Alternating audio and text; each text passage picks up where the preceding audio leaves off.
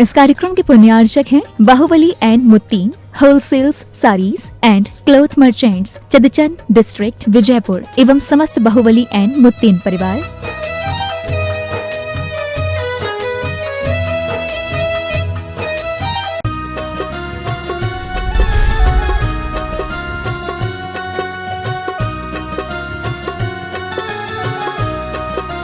बोलिए देवादिदेव 1008 पार्श्वनाथ भगवान की जय जय जय।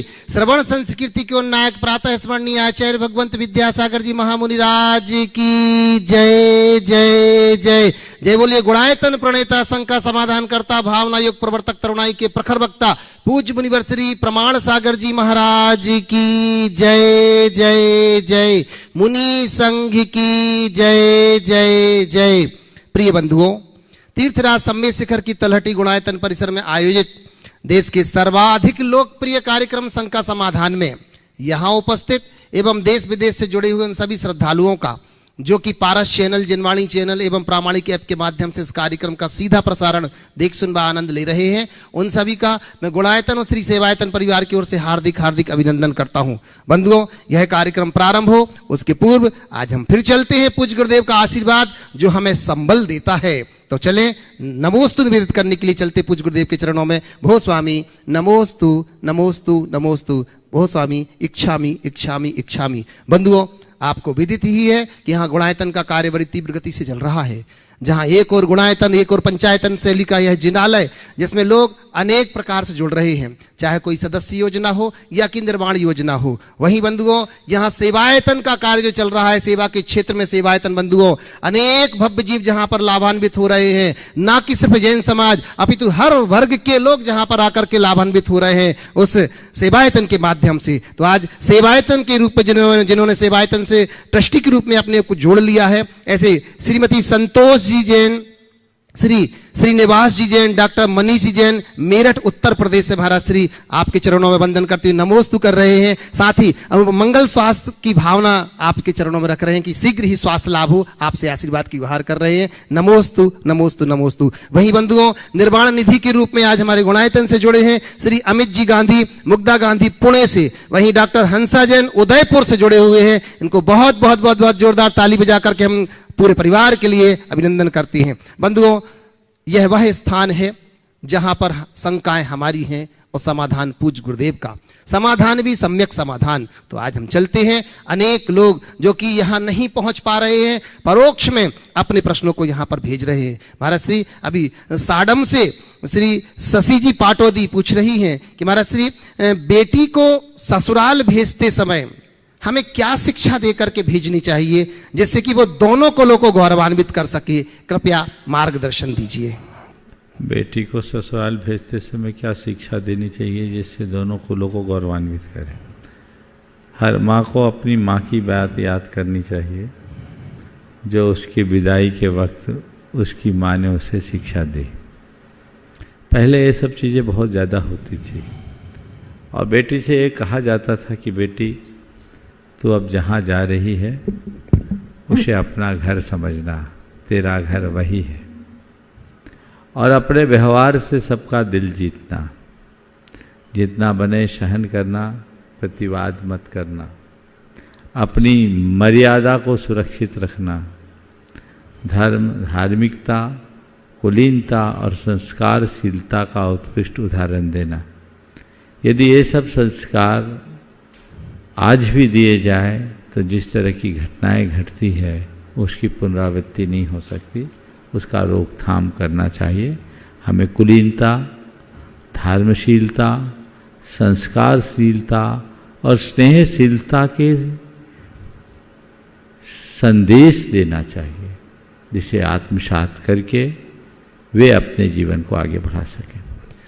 महाराज श्री प्रकाश जी पाटनी, अध्यक्ष भारतीय जैन मिलन अजमेर राजस्थान से नमोस्तु करते हुए कह रहे हैं कि हमारे जीवन का मैनेजमेंट कैसे करें जब परेशानियां आ जाएं, धन आ जाए, हमें अधिकार मिल जाए और हमें क्रोध आ जाए। जीवन के इन चार पहलुओं पर किस प्रकार प्रबंधन करें, कृपया समाधान दीजिए। परेशानी, धन, अधिकार और क्रोध आने पर हम अपने मन का प्रबंधन कैसे करें, है ना? ओम। देखिए, जब भी परेशानी आए तो धैर्य रखें, सकारात्मक सोचें और चीज़ों को सही दृष्टिकोण से देखने की कोशिश करें। धन अधिक आने पर उसके सदुपयोग करने की बात सोचें, उसे नश्वर माने, क्षण क्षयी माने, जब तक है तब तक है, इसका कोई ठिकाना नहीं, मुझे धन का सदुपयोग करना है। अधिकार मिलने पर अपने कर्तव्य की बात सोचें और क्रोध आने पर अपने विवेक को जगाने का प्रयास करें। ओम, उसको बुला लो युवा। मैं प्रत्यक्ष में यहाँ पर उपस्थित है, मैं निवेदन कर रहा हूँ। भाई युवान जी जयपुर से हैं, अपना प्रश्न रख रहे हैं। भाई युवान, अच्छा मास्टर युवान, छोटा सा बेटा, आइए। नमोस्तु महाराज जी, अभी मैं दर्शन करने गया था तो वहाँ पे मुझे कमल का चिन्ह दिखा था, तो मैं कैसे समझूं कि वो नमीनाथ जी है या प्रदम प्रभु जी है? बहुत सुंदर। बिल्कुल ठीक है। लाल कमल और नील कमल में अंतर कैसे है ना? तो देखो, पदम प्रभु भगवान के चिन्ह को जब देखेंगे तो कमल बिल्कुल खिला हुआ होगा। कैसे होगा? खिला हुआ। और नेमिनाथ भगवान के कमल को देखेंगे तो ऐसा होगा। समझ गए? तो जो पूरा खिला हुआ हो वो पदम प्रभु भगवान का लाल कमल, और जो आधा खिला हो वो नेमिनाथ भगवान का नील कमल। समझ गए? नमस्ते। श्री प्रमोद जी पापड़ीवाल, महावीर नगर दुर्गापुरा से नमोस्तु करते हुए कह रहे हैं कि जंगल में चुनाव की कोई व्यवस्था नहीं है, फिर भी जंगल में शेर को राजा किसने बनाया होगा, जबकि शेर से ताकतवर हाथी, गैंडा, अन्य कई जानवर हैं। कृपया समाधान कीजिए। जंगल में चुनाव की व्यवस्था नहीं है, फिर भी शेर को राजा किसने बनाया? यद्यपि शेर से ताकतवर हाथी, गैंडा आदि गण जानवर है। शेर को जंगल का राजा एक तरफ हम बोलते हैं, और दूसरी तरफ एक शब्द आता है जंगल राज। जंगल के राज को कभी अच्छा नहीं माना जाता। मैं समझता हूं जंगल राज का मतलब क्या है? जहां कोई कानून नहीं, जहां कोई नियम नहीं, जिसकी दम उसकी बम, जो जिस पर हावी हो जाए उसका ही राज। शेर को राजा बनाया गया है। शेर अपने चपलता, शेर अपने पराक्रम के बल पर हाथी गेड़ा को भी पस्त कर देता है, और जो अपना पराक्रम प्रकट कर लेता है वो राजा अपने आप बन जाता है। नितिन जैन बिलोनी बागपत से नमोस्तु करते हुए कह रहे हैं, गुरुदेव, एक पिता की डायरी में लिखा था कि मेरा बेटा तब तक मेरा है जब तक उसको पत्नी नहीं मिल जाती, लेकिन मेरी बेटी तब तक मेरी है जब तक मेरी जिंदगी खत्म नहीं हो जाती। तो महाराज श्री, मेरी शंका यह है कि फिर भी हर पिता के मन में बेटा पाने की चाहत क्यों होती है? कृपया समाधान कीजिए। बहुत अच्छा वाक्य है। मेरा बेटा तब तक मेरा है जब तक उसे पत्नी नहीं मिल जाती, और मेरी बेटी तब तक मेरी है जब तक उसकी उसके प्राण नहीं। क्या अंतिम वाक्य क्या है? मेरी बेटी तब तक मेरी है जब तक मेरी जिंदगी खत्म नहीं हो जाती। मेरी जिंदगी खत्म नहीं हो जाती। बिल्कुल सही है। और ये जो सवाल है कि फिर भी लोग बेटे की तरफ ज़्यादा रुझान क्यों रखते हैं, बेटी की तरफ रुझान कम रखते हैं, इसकी वजह क्यों? देखिए, मुझे ऐसा लगता है इसके दो कारण हैं। एक तो मन में लोभ है, वह है वंश का लोभ। बेटे से वंश बढ़ता है। और हमारे देश में एक उक्ति चली जो बहुत लंबे समय तक, अपुत्रस्य का गति। जिसका कोई पुत्र नहीं है उसका श्राद्ध तर्पण कौन करेगा? उसको मोक्ष नहीं मिलेगा। ये वैष्णव परंपरा में मान्यता रही। ये मान्यता पुत्र के प्रति रुझान बढ़ा दिया। यद्यपि जैन शास्त्रों में पुत्रों के साथ पुत्रियों को भी बहुत महत्वपूर्ण स्थान दिया गया, और भगवान ऋषभदेव ने तो अपने पुत्रों की तुलना में पुत्रियों को प्रमुखता से पढ़ाया। अक्षर और अंक विद्या उनने ब्राह्मी और सुंदरी को दिया। तो ये जो हमारे यहाँ एक काल में ऐसी मान्यता थी, उसका एक प्रभाव था। बेटी तब तक मेरी है जब तक मेरी जिंदगी है। इसके पीछे कारण ये है कि जब कोई हमसे दूर चला जाता है तभी उसका सही एहसास होता है। बेटी पर घर में जाती है तो बेटी को विदा करने के बाद माँ बाप को उसके होने का एहसास बना रहता है, और यही एहसास उनके लगाव का आभास कराता है। मैं इस संदर्भ में इतनी ही बात करूँगा कि आज के इस दौर में बेटी और बेटे के फर्क की मानसिकता को मिटाना चाहिए, और बेटी को भी वही स्थान देना चाहिए जो बेटे को देते हैं। लेकिन एक वाक्य पुनः कहूँगा, बेटे की परवरिश बेटे की भांति करें और बेटी की परवरिश बेटी की तरह करें, तभी आप अपने धर्म, अपनी संस्कृति, अपने परिवार और कुटुंब की सुरक्षा कर पाओगे। आजकल उल्टा हो रहा है, जो बेटियों को बेटा बनाया जा रहा है वो बहुत गड़बड़ हो रहा है। बेटियां बेटा बन नहीं पा रही है और बेटी रह नहीं पा रही है। बहुत सारी चीज़ें ऐसी है जो हमारी मर्यादाओं को छिन्न भिन्न भी कर रही है। आए दिन जिस तरह के परिणाम सामने देखने को आ रहे हैं वह भी इसी मानसिकता का कुपरिणाम है। बेटियों को कमतर ना आंकें, लेकिन बेटी को बेटी की तरह देखें और बेटे को बेटे की तरह।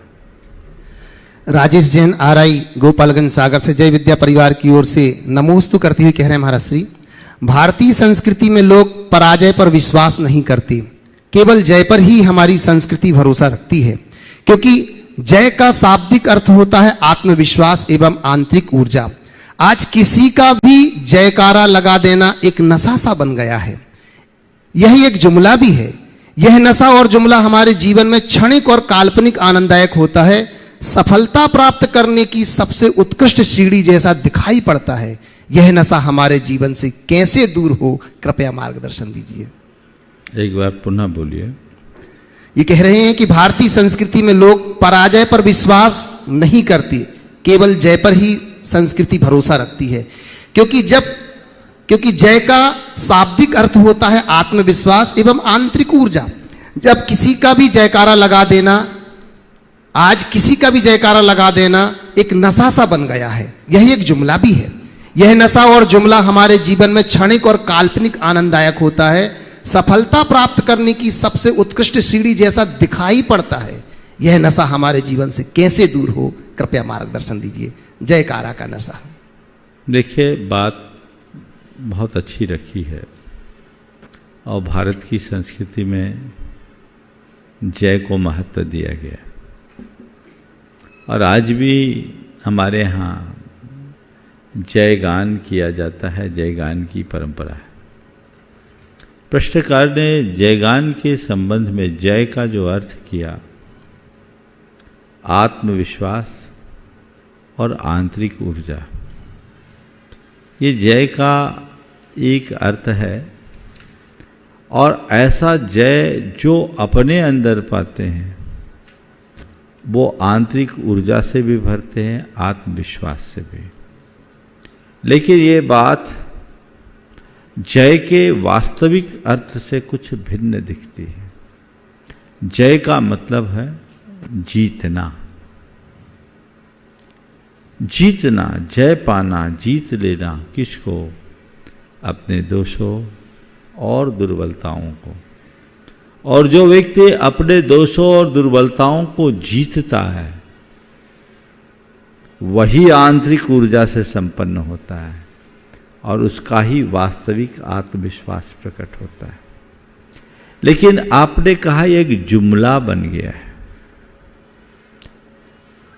हो सकता है कुछ जगह ये जुमले के अर्थ में है, लेकिन सही पथ पर चलने वाले व्यक्ति जिसका जीवन जयशील हो, जो त्याग तप संयम के क्षेत्र में आगे बढ़ चुके हैं, बढ़ रहे हैं, उनका जयगान हमारे अंदर की श्रद्धा को प्रगाढ़ बनाता है, हमारे लिए एक आंतरिक प्रेरणा का आधार बनता है। इसलिए जिस किसी की जय मत करो, लेकिन जिनका जीवन जयशील हो उनके लिए सतत जय कहो, यह कहकर कि वे जयशील हो। जैन परंपरा में पारस्परिक अभिवादन के रूप में एक शब्द का प्रयोग होता है, वो क्या है? जय जिनेंद्र। क्या है? जय जिनेंद्र। जय जिनेंद्र जब हम बोलते हैं, इसे एक अभिवादन के अर्थ में लिया जाता है। सामने वाला भी जय जिनेंद्र बोलता है। जिनके यहाँ जय राम जी की परंपरा, वो जय राम जी बोलते हैं। ये जय किसी इष्ट आदर्श के नाम के, इष्ट आराध्य के नाम के साथ जय, इसके पीछे एक बड़ी उत्तम भावना है कि हम जय जिनेंद्र बोल रहे हैं, आप भी हमारे प्रत्युत्तर में जय जिनेंद्र बोल रहे हैं। मतलब हम दोनों की आस्था एक है, हमारी आमना एक है, हमारी निष्ठा एक है, हमारी संस्कृति एक है, हमारी परंपरा एक है। इस परंपरा के प्रति प्रतिबद्धता का द्योतक है। हम जिनेंद्र के अनुयायी हैं, तुम जिनेंद्र के अनुयायी हैं, और हम चाहते जिनेंद्र की जय हो, अर्थात हर जगह केवल जिनेंद्र, केवल जिनेंद्र, केवल जिनेंद्र हो। जिन शासन सब जगह फैले, सब भगवान की शरण में आ जाए, ये उदात्त भावना है। इस जयकारे को हम जुमला न कहें। हाँ, जब व्यर्थ के आधारहीन ओछे व्यक्तित्व से जुड़े व्यक्तियों के साथ जब हम ऐसा कहते हैं, तो हो सकता है ऐसी बात कही जाए, लेकिन परमात्मा की, गुरु की, अन्य महान आत्माओं की जय से हमारे दिन की शुरुआत होती है, जिसे हमें अपनाना ही चाहिए। इस प्रश्न के बाद तैयार रहेंगे रुचि जी आरव जैन सिंगापुर से। महाराज श्री पुष्पा सुभाष चंद्र जी जैन सैलू परभणी से नमोस्तु करते हुए कह रहे हैं, गुरुदेव, अच्छी भूमिका, अच्छे लक्ष्य और अच्छे विचार वालों को याद किया जाता है। मेरे जीवन में जो परिवर्तन आया है वह आपकी वजह से और भावना योग के कारण आया है। गुरु बिना जीवन शुरू नहीं होता, यह आपसे जुड़ने के बाद ही महसूस हुआ। थोड़ा असाता कर्म है, उदासीनता आ जाती है, तो शब्दों में और जीवन में भविष्य के लिए कौन सी कमांड शुरू करूं, कृपया समाधान करें। अच्छी भूमिका, अच्छे लक्ष्य और अच्छे विचार को साकार करने के लिए क्या वाक्य बोला? साकार करने के लिए मैं अपने जीवन में कौन सी कमांड दूं महाराज श्री? देखिए, कुछ वाक्य, शुरुआत का पहला वाक्य फिर से कह रहे हैं, अच्छी भूमिका, अच्छे लक्ष्य और अच्छे विचार वालों को याद किया जाता है। मेरे जीवन में जो परिवर्तन आया है वह आपकी वजह से आया है और भावना योग के कारण आया है। गुरु के बिना जीवन शुरू नहीं होता, यह आपसे जुड़ने के बाद ही तो महसूस हुआ है। तो थोड़ा असाता कर्म के कारण महाराज श्री उदासीनता आ जाती है, उसे दूर करने के लिए अपने भविष्य में मैं कौन सी कमांड दूं?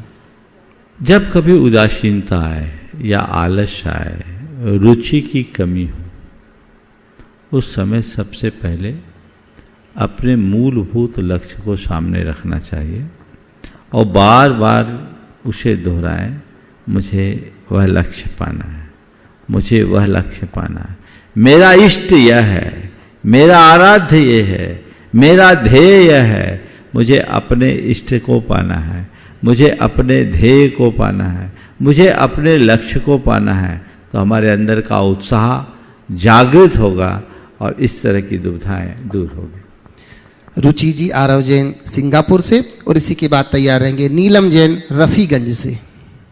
नमोस्तु महाराज श्री, मेरा ये प्रश्न है कि भोग भूमि में जो कल्पवृक्ष होते हैं वो सारे एक जैसे दिखते हैं और अलग अलग चीज़ें देखते हैं। जैसे आलियांग को आलियांग, हाँ हाँ, बहुत सुंदर। आलियांग गर देते हैं, पानांग पेय पीने पदार्थ। के लिए देते हैं। हाँ। तो फिर हमको कैसे पता चलेगा कि कौन सा वृक्ष क्या दे रहा है?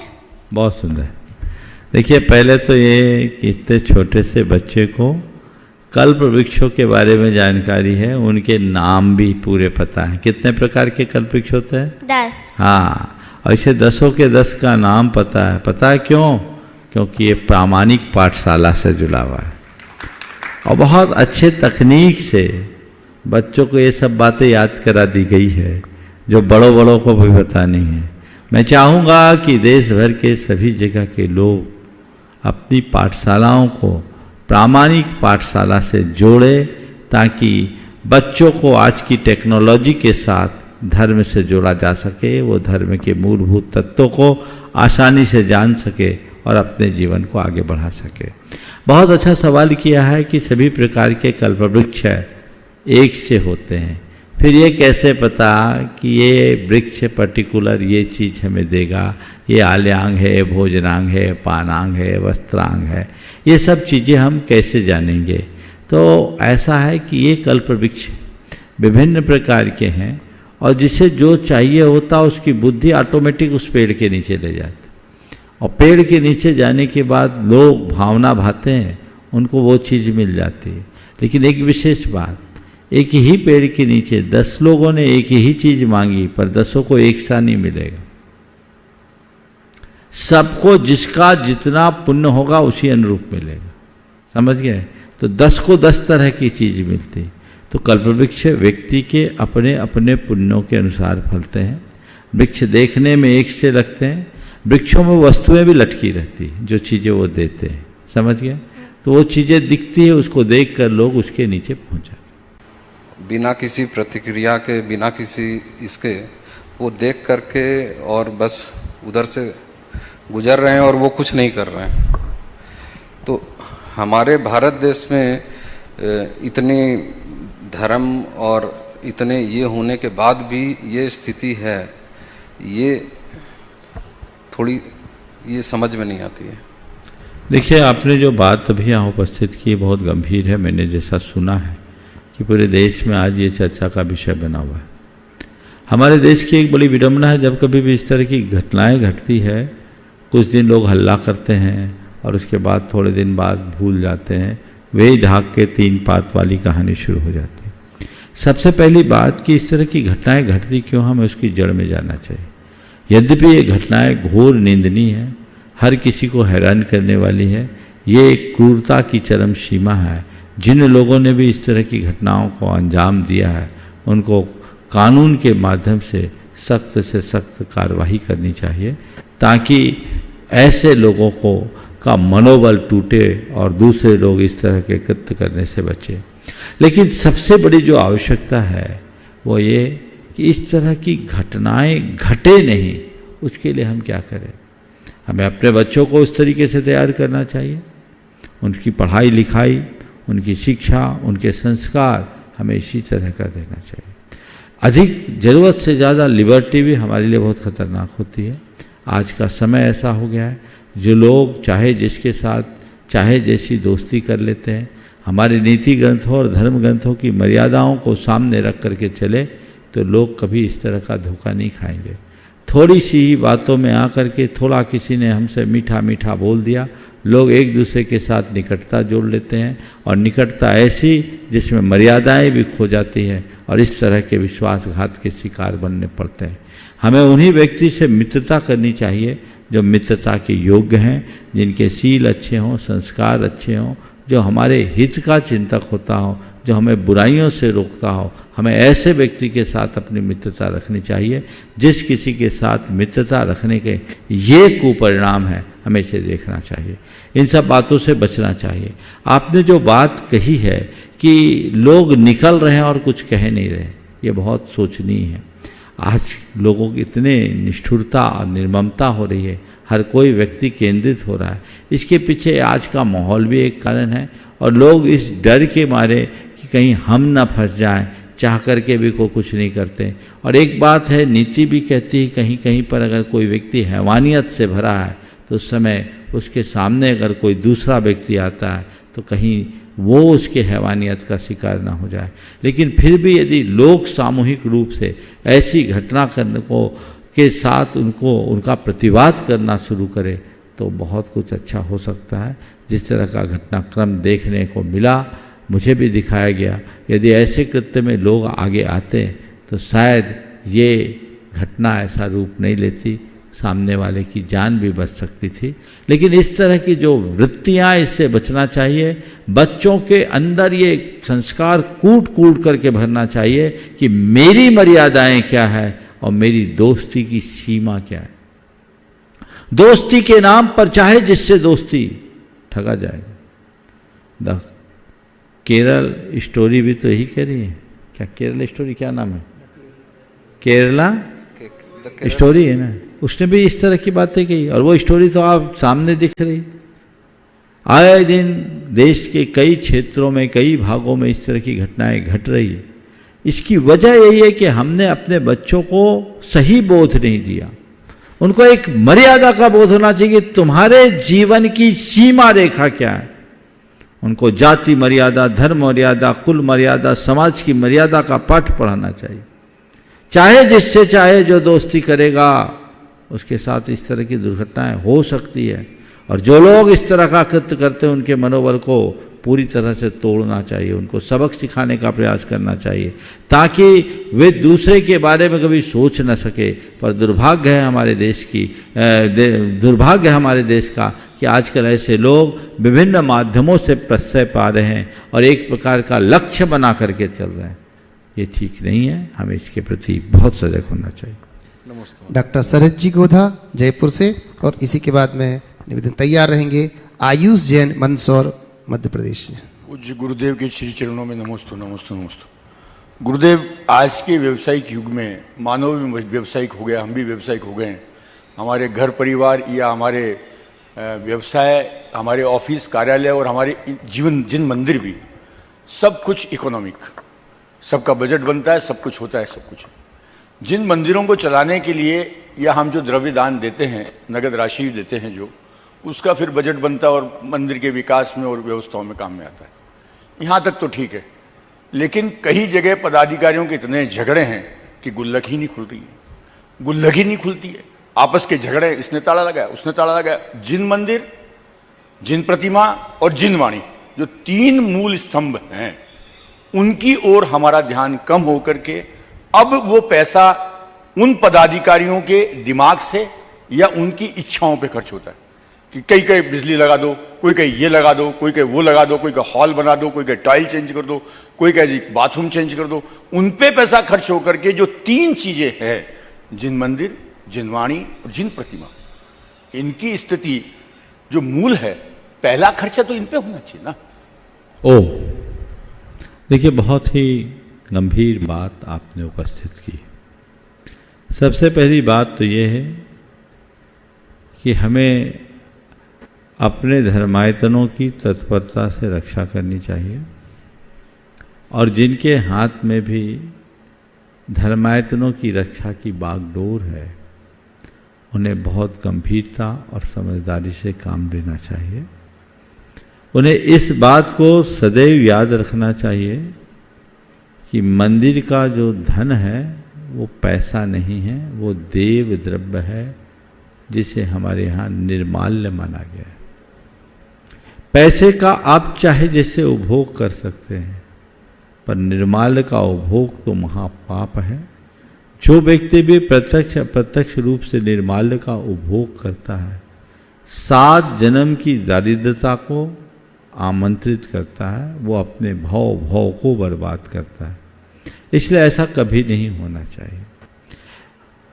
मंदिरों में अगर कमेटियों में आपसी मनमुटाव हो, असहमतियां हो और ऐसा हो कि गुल्लक ही ना खुले, तो मैं तो सलाह दूंगा ऐसे मंदिरों के साथ जुड़े हुए श्रावकों को चाहिए कि वो मंदिर में गुल्लक में या तो पैसा डालना बंद कर दे या उनको बिठा ले कि तुम लोग राजी हो, नहीं तो जब तक तुम्हारी लड़ाई नहीं मिटती तब तक हम कोई अल्टरनेटिव व्यवस्था करते हैं। हम यहाँ पैसा नहीं डालेंगे, जहाँ हमारा पैसा पड़ा रहे हम वहाँ क्यों करें।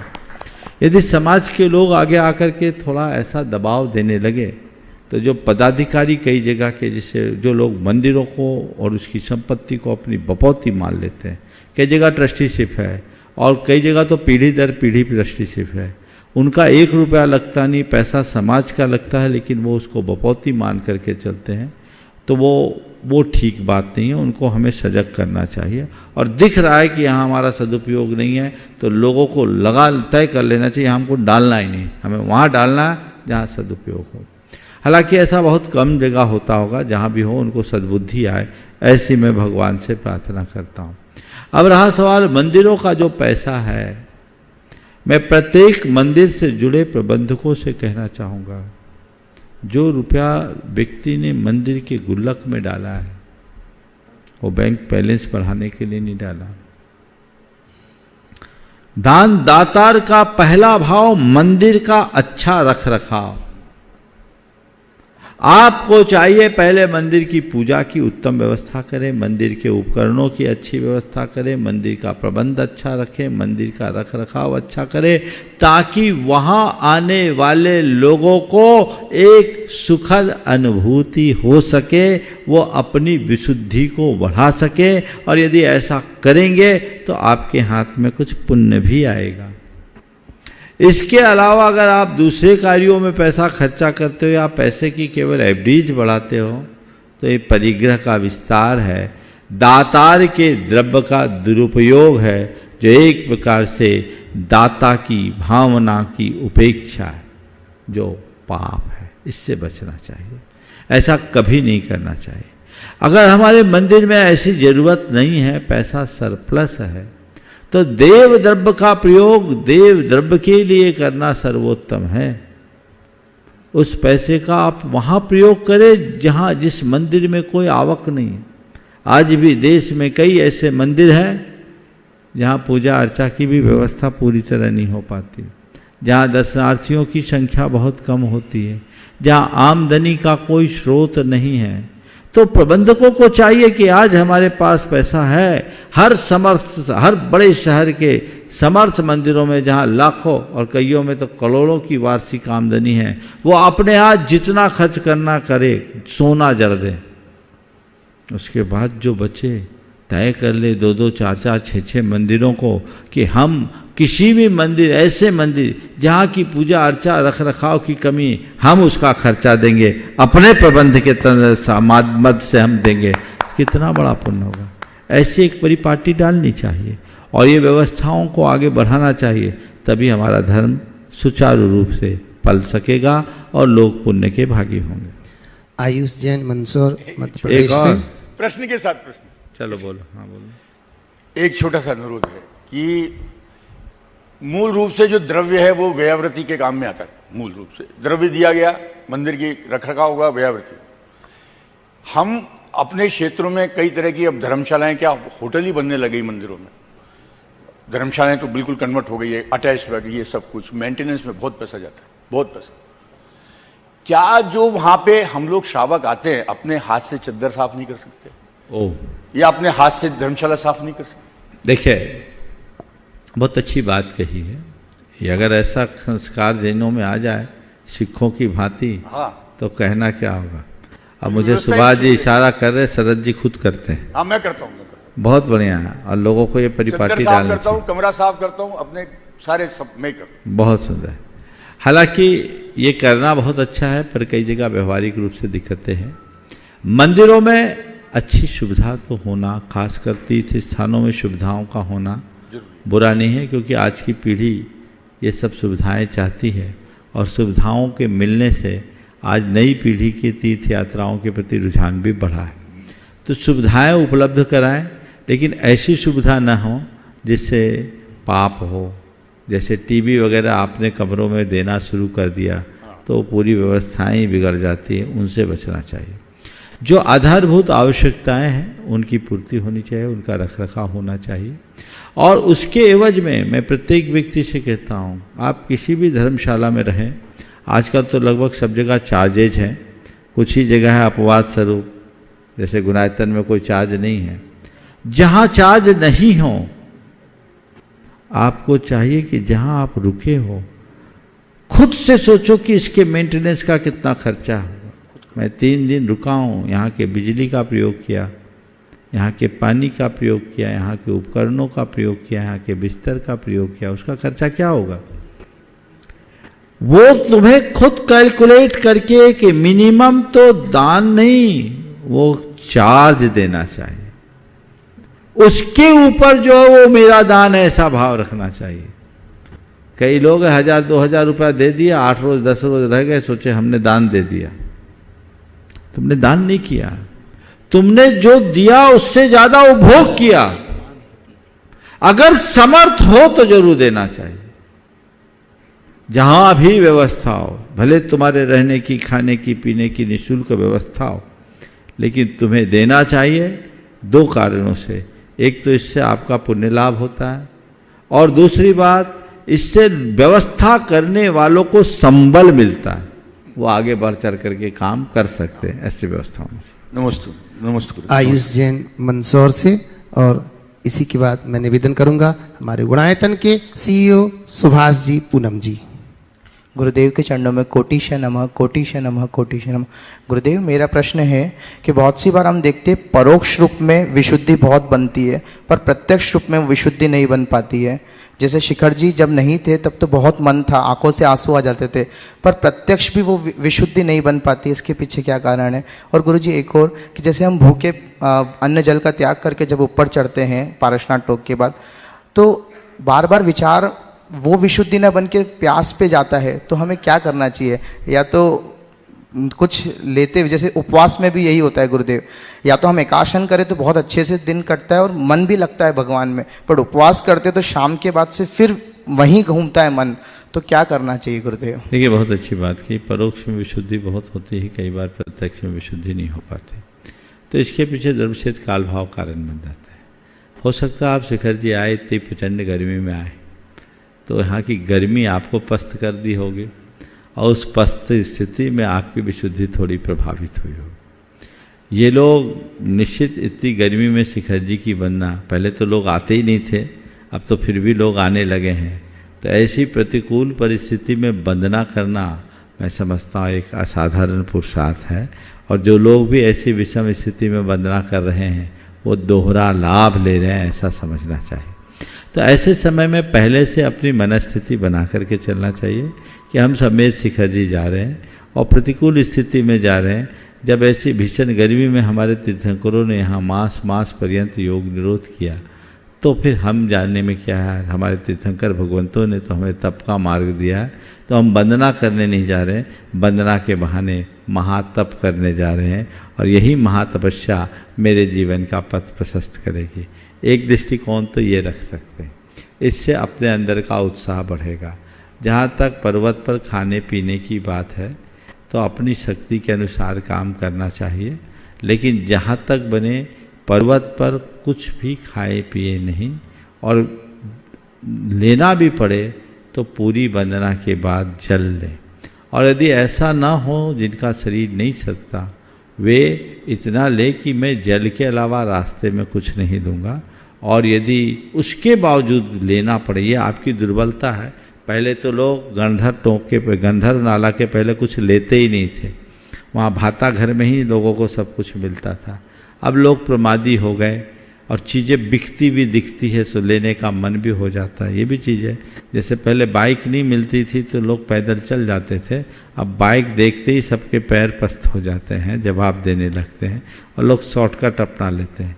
तो ये निमित्त बन जाता है। कोशिश करें जितना हम साध सके वैसा साधें। उपवास का भी जहाँ तक सवाल है, गर्मी के दिनों में उपवास थोड़ा भारी होता है, लेकिन धीरे धीरे साध लेने में हमारा उपवास भी सकता है। हमें शक्ति के अनुसार कार्य करना चाहिए। नमस्ते। निवेदन कर रहा हूँ सुभाष पूनम जी, CEO गुणायतन, और इसी के बाद तैयार रहेंगे राजीव जैन सहारनपुर से। परम श्रद्धेय गुरुदेव के चरणों में शत नमन। मंचासीन शुल्लक महाराजों के चरणों में सादर इच्छामि। गुरुदेव, आजकल दोपहर को क्लास चल रही है, जैन तत्व विद्या पढ़ा रहे हैं, और आज विषय है 14 गुण स्थान का। बहुत उसमें आनंद है, और आनंद का विशेष कारण ये है कि 14 गुण स्थान तो गुणायतन के प्राण हैं, उसी पर तो गुणायतन आधारित है गुरुदेव। लेकिन एक बात पूछना चाहता था गुरुदेव कि आप हमेशा कहते हैं कि 14 गुण स्थान जीव की मनोदशा मापने का पैमाना है, और लेकिन पढ़ने में वो ऐसा लगता है कि पैमाना नहीं है, वो तो विशुद्धि का सोपान है कि आदमी कैसे या जीव कैसे आगे बढ़ता है। तो दोनों बातें एक ही हैं या दोनों बातों में कुछ फर्क है? गुण स्थानों के अनुसार जीव के भावों की तरतमता का अंदाज लगाया जाता है। किस भावधारा के व्यक्ति को हम कौन से गुण स्थान में मान सकते हैं, या कौन से गुण स्थान में रहने वाले जीव की भावधारा कौन सी है, इसका अंदाज हमें गुण स्थानों से लगता है। नमोस्तु गुरुदेव। राजीव जी सहारनपुर से। नमस्ते गुरुदेव। ये पुलाक वकुश इश्क निर्गंत स्थान का ये 4 प्रकार के मुनिराज बताए। पुलाक वकुश कुशील निर्गंत स्नातक 5 प्रकार के। हाँ जी। तो 3 कम 9 करोड़ मुनिराज होते हैं एक समय में। तो क्या जो विदेश क्षेत्र में जो 20 तीर्थंकर और जो 608 जीव जो भी मोक्ष जाने वाले हैं वो सब इसी में आएंगे? पूरे, क्योंकि ये 5 मुनि भावलिंगी होते हैं और सभी तीर्थंकरों के तीर्थ काल में होते हैं, और सब काल में होते हैं, पंचम काल में नहीं होते। इसलिए ये पुलाक वकुश कुशील निर्गंथ और स्नातक, ये जो भी मुनि होंगे 5 से बाहर नहीं। नमस्ते। निवेदन कर रहा हूँ मंचासीन पूज्य क्षुल्लक श्री स्वरूप सागर जी महाराज के चरणों में वंदन करते हुए। इनके वो प्रश्न हैं जिन प्रश्नों से हमें जैन धर्म का स्वरूप समझ में आएगा। महाराज श्री के चरणों में बारंबार नमोस्तु। महाराज श्री, विशेषकर युवाओं में एक भाव देखा जाता है कि कोई चीज़ जो आकर्षक लग रही है उनको लगता है कि अभी हमारे पास आज़ादी है, समय है, इसको करके देख लेते हैं, भले ही वो जानते हैं कि वो चीज़ गलत है। तो ऐसा करने में क्या हानि है महाराज? आकर्षक लगे, आकर्षित होकर के आज़ादी है, समय संसाधन है, हम उपभोग करके देख लें, लेकिन ऐसा करने के अंजाम पर भी विचार करना चाहिए। चीज़ों को केवल उसके आकर्षण से प्रभावित होकर नहीं अपनाना चाहिए। जो चीज़ों के आकर्षण से आकर्षित होते हैं वो कई बार धोखा खाते हैं। हमारे यहाँ एक बहुत पुरानी कहावत है, फिसलो मत यारो ऊपर की सफाई पर, बर्क कागज का चढ़ा है, बर्क सोने का चढ़ा है गोबर की मिठाई पर। तो कई बार इस आकर्षण में मुग्ध होकर लोग धोखा भी खाते हैं।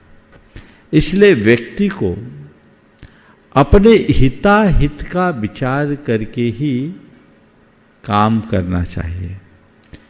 आप किसी भी आकर्षण के, किसी भी वस्तु का उपभोग करने के लिए आज़ाद हैं, मानता हूँ, लेकिन ये भी समझना चाहिए कि उसका अंजाम भी आपको ही भुगतना है, कोई दूसरा भुगतने वाला नहीं। तो अपने अतीत के अनुभवों का और अपने अतिरिक्त जो अपने से बड़े लोग हैं उनके अनुभवों का लाभ लेकर के काम करना चाहिए, क्योंकि इस तरह की आज़ादी जीवन को बर्बाद करती है। आज बहुत सारे युवा इसी आकर्षण में विभिन्न प्रकार के मादक पदार्थों के सेवन के आदी बने हैं और अपने जीवन को बर्बादी के कगार पर पहुंचा दिए। सब कुछ छिन्न भिन्न, पूरा जीवन चौपट। वो ऐसी स्थिति में है जिनसे न करते बन रहा है न छोड़ते बन रहा है। तो ये बताओ, ये आजादी है या गुलामी? वो आजादी अर्थहीन है जो तुम्हें गुलाम बना दे। इसलिए संयम तो रखना ही चाहिए। हमने ये जाना है जो इस आकर्षण के भुलावे में फंसते हैं वो अपना जीवन बर्बाद करते हैं। इसलिए ऐसे आकर्षण से बचना चाहिए। मंचासीन पूज्य चिद्रूप सागर जी महाराज के चरणों की वंदना करते हुए निवेदन कर रहा हूँ। अपनी शंका पूज्य गुरुदेव के चरणों पूज्य मुनीषी के चरणों में बारंबार नमस्तु।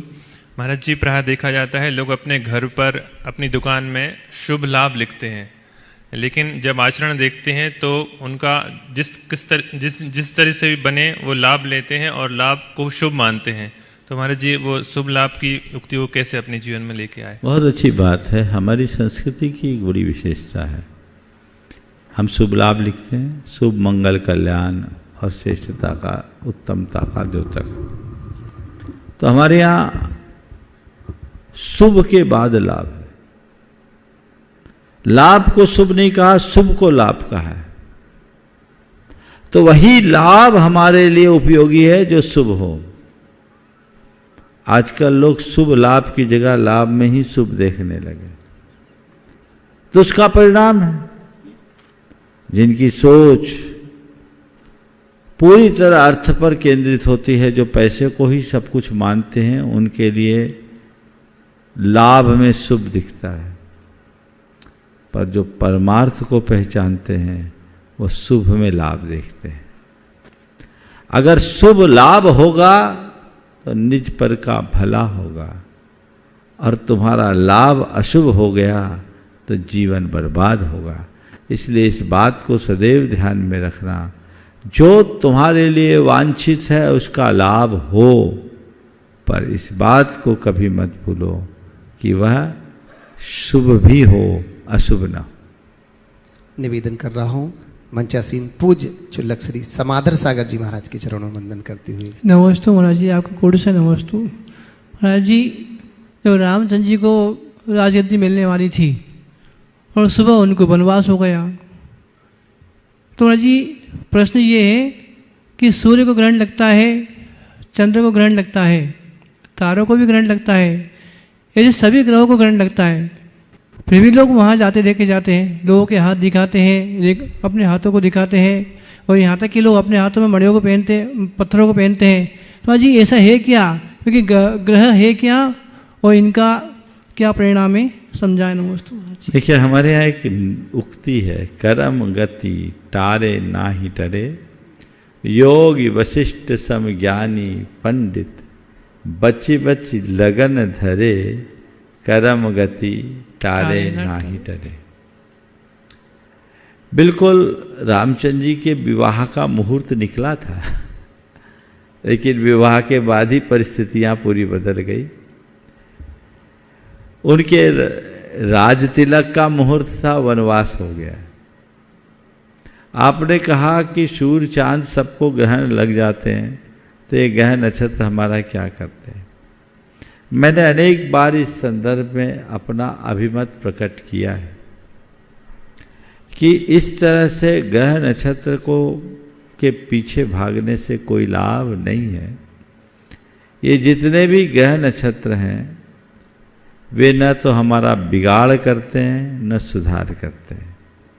सबसे पहली बात तो नवग्रह की है। नवग्रह जैन धर्म के अनुसार 9 ग्रह तो है ही नहीं, जैन धर्म के अनुसार 88 ग्रह। 9 ग्रह तो जैन धर्म का शब्द ही नहीं है। बाद के काल में लोगों ने नवग्रहों को पूजना शुरू कर दिया, जबकि ये कुछ नहीं है, इनकी एक केवल भूमिका है। क्या है? लोक में एक उक्ति, यत पिंडे तद ब्रह्मांडे, जो तत्व हमारे शरीर में वही तत्व ब्रह्मांड में। ब्रह्मांड के जो तत्व हैं उसका मूल आधार सौर मंडल है, क्योंकि ऊर्जा के केंद्र है। और सौर मंडल के अपनी एक संचार की गति है, वो अपने पथ पर भ्रमण करते रहते हैं। उनका अपना चार क्षेत्र है, उस रूट पर वो मूव होते रहते हैं। उनके परिभ्रमण से ब्रह्मांड के तत्वों में परिवर्तन होता है, और जब ब्रह्मांड के तत्वों में परिवर्तन होता है तो हमारे शरीर के तत्वों में भी परिवर्तन हो जाता है। तो हमारे ज्ञानियों ने एक विज्ञान विकसित किया ज्योतिष के रूप में, कि कौन से व्यक्ति के जीवन की स्थिति क्या होगी तो इनके साथ इनका कैसा समीकरण होगा। सूरज चांद आदि जितने भी ग्रह नक्षत्र उनका 4 क्षेत्र बना हुआ है। आज से 1 लाख वर्ष बाद वो कहाँ रहेंगे, कब रहेंगे, सब आज गणित है। तो व्यक्ति के जन्म के हिसाब से उसकी जन्मपत्री बनाई गई, गोचर बनाया गया और सांकेतिक रूप से लिख दिया गया। और विभिन्न ग्रहों के नामकरण के साथ उसे जोड़ दिया गया। इसका ये ग्रह है, इसकी महादशा, इसकी अंतरदशा, इसकी प्रत्यंतर दशा, इसकी विश्वोत्तरी दशा, और ये बहुत सारी चीज़ें उसमें जुड़ गई। एक प्रतीकात्मक था, वो ग्रह नक्षत्र का कोई रोल नहीं, केवल ये था कि इस ग्रह की दशा ये है तो इस समय जन्म लेने वाले व्यक्ति का इस काल में ये परिणाम आएगा, क्योंकि उसके अंदर ऐसे तत्वों की प्रधानता हो। तो उसके लिए क्या करे, तो अपनी विशुद्धि बढ़ाओ और कुछ ठीक करो जितना संभव है। तो कुछ बाद में ढकोसले जुड़ गए, लोगों को पैसा कमाने का जरिया मिल गया, तो ग्रहों को पूजवाना शुरू कर दिए और विभिन्न प्रकार के ग्रह नक्षत्रों को पूजवाना शुरू कर दिए, पत्थरों को पूजवाना शुरू कर दिए। और लोग का एक भ्रमपूर्ण विश्वास हो गया कि ये ग्रह हमें परेशान कर रहे तो इनकी पूजा करो, ये ग्रह हमें परेशान कर रहे तो उनकी पूजा करो। भगवान धरे रह गए और ग्रहों को लोग पूजना शुरू कर दिए। ये कतई उचित नहीं। जैन आचार्यों ने इस व्यवस्था को भांपते हुए एक बहुत अच्छी तरकीब निकाली। जब सब ग्रह नक्षत्र के पीछे भागने लगे मध्यकाल में 10वीं 11वीं शताब्दी में, तो हमारे जैन आचार्यों ने तीर्थंकर प्रतिमाओं के नीचे इनको अंकित कर दिया बंद्रा मुद्रा में कि ये भी इन्हीं को पूजते हैं, इसलिए तुम्हारे जीवन में कोई आपद विपद है तो उनको मत पूजो, जिनको ये पूजते हैं उनको पूजो। समझ गए? आप देवगढ़ में, सिरोंजी में जाओगे तो प्रतिमाओं के नीचे इनका अंकन है बंदना मुद्रा में। तो कुल मिलाकर इस तरह की बातों से कोई सार नहीं है, हमें इनसे बचना चाहिए। विभिन्न प्रकार के आजकल तो पत्थर नग वगैरह का भी बहुत चलन है, उनका प्रयोग करें, लेकिन ये आजकल धंधा बन गया। हर ज्वेलर की दुकान के साथ एक बाबा जुड़ गया है। समय समय पर आजकल मीडिया में आता भी रहता, आज ये मुहूर्त है, आज वो मुहूर्त है, इस मुहूर्त में ये लेंगे। ये सब पब्लिसिटी स्टंट है, मार्केटिंग का फंडा है। लोग लेते हैं, ऑर्नामेंट पहनिए, कोई दिक्कत नहीं। हालांकि जब कोई आप स्टोन पहनते हैं उससे रेडिएशन होता है, विकिरण होता है, और विकिरण के प्रभाव से हमारे शरीर के रसायनों में कुछ अंशों में परिवर्तन होता है। लेकिन आजकल इसमें ठगी बहुत ज़्यादा हो रही है, इस पर भी हमें विचार करना चाहिए और योग आदमी के साथ ही इसका लाभ लेना चाहिए। समय आप सबका हो गया, यहीं पर विराम। बोलिए परम पूज्य आचार्य गुरुवर श्री विद्यासागर जी महाराज की जय जय जय।